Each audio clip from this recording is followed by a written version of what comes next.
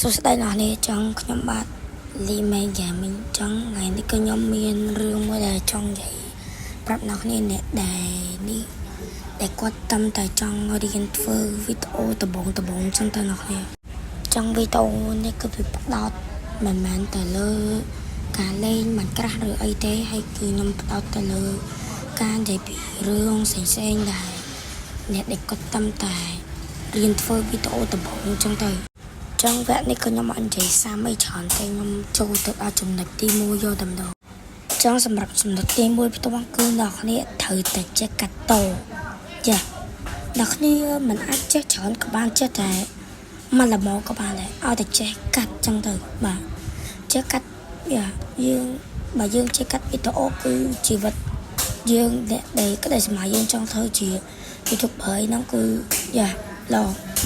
ហើយខ្ញុំនិយាយនេះមិនមែនតែ YouTuber ទេបាទផ្សេងច្រើនណាស់ដូចជា gamer streamer ឬក៏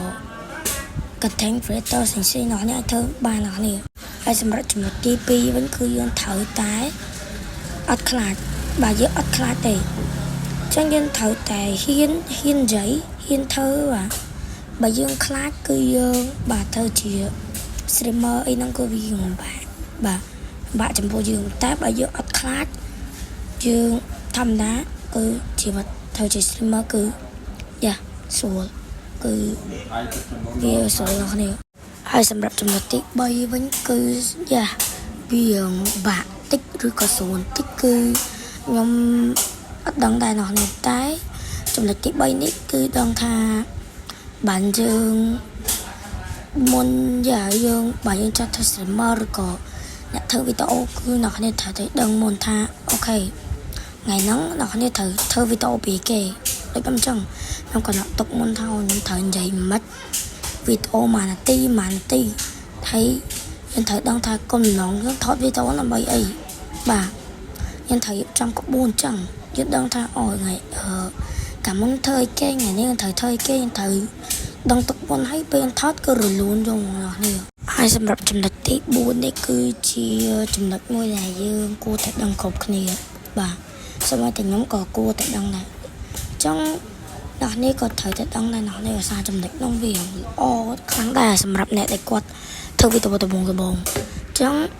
ចំណុចមួយហ្នឹងគឺដឹងថាបានយើងតាមតែរៀនធ្វើវីដេអូដំបូងហើយយើងធ្វើប្រហោះទៅយើងគិតថានឹងបាន like ច្រើនប៉ុន្តែតែពេលប្រហោះទៅដល់យូរខ្លាំងមកគឺនៅតែបានមួយ like ពីរ like អីចឹងទៅ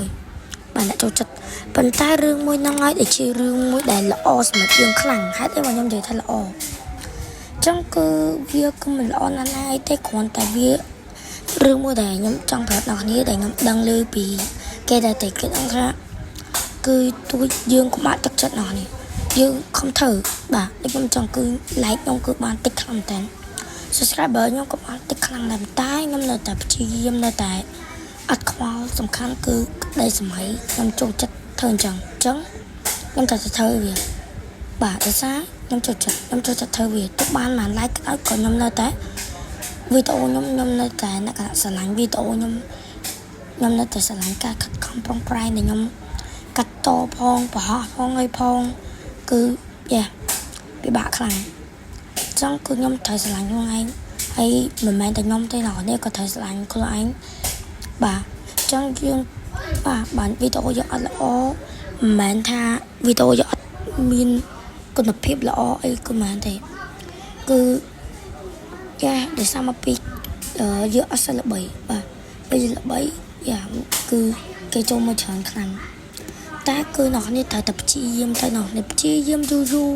ធ្វើ content ប្លែកបាទពីគេយ៉ាងទៅបាទថ្មីរហូតអញ្ចឹងនៅពេលដែលអ្នកនេះធ្វើវីដេអូថ្មីរហូតអញ្ចឹងគឺអ្នកផ្សេងគាត់ថាយើងដូចប្លែកជាងគេ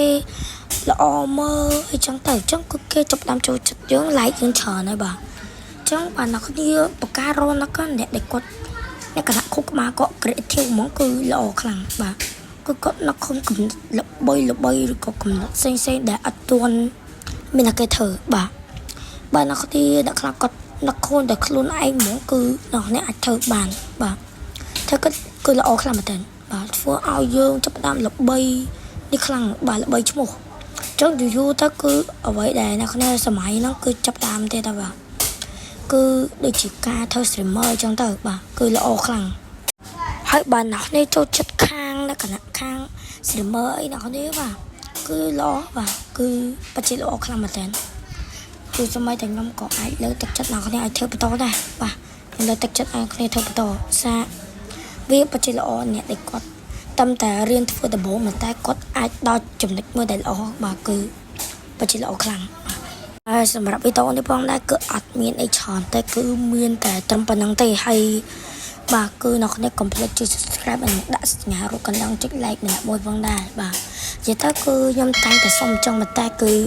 ការចុច like ឬ subscribe វាអត់សូវមានហ្មងទេបាទតែខ្ញុំនៅតែសុំបាទ